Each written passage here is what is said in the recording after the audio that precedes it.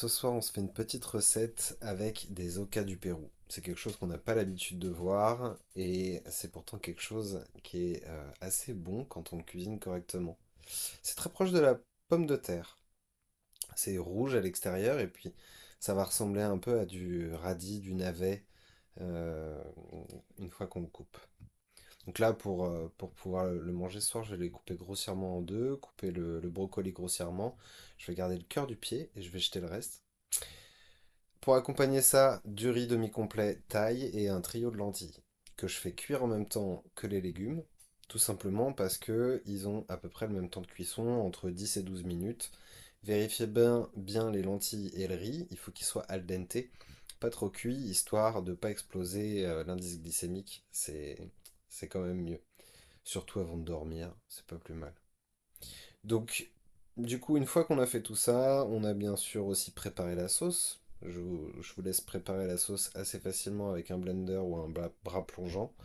Elle accompagnera très bien, effectivement, le plat. Une fois qu'on a cuit les légumes à la vapeur, on va faire revenir les okas du Pérou à la poêle avec un petit peu de beurre et placer tout ça dans l'assiette.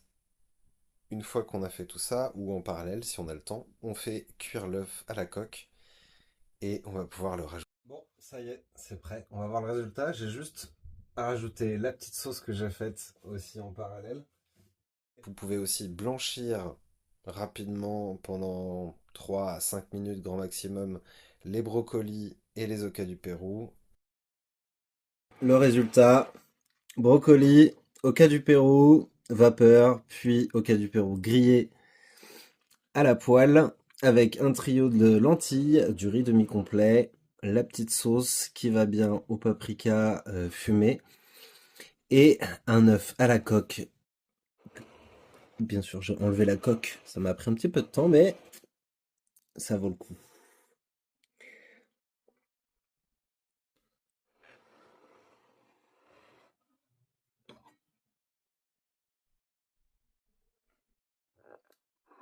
Allez, à table. J'oubliais, abonnez-vous et likez la vidéo si vous avez aimé ça. À la prochaine recette. Bon appétit!